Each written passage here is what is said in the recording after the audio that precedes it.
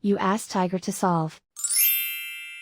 This deals with linear equations with one unknown. The final result is x equals 3. Let's solve it step by step. Simplify the expression. Expand the parentheses. Simplify the arithmetic. Group like terms. Combine like terms. Group all constants on the right side of the equation. Add 7 to both sides. Simplify the arithmetic.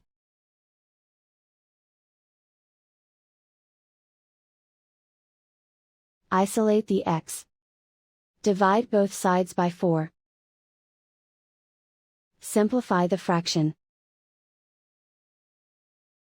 Find the greatest common factor of the numerator and denominator. Factor out and cancel the greatest common factor.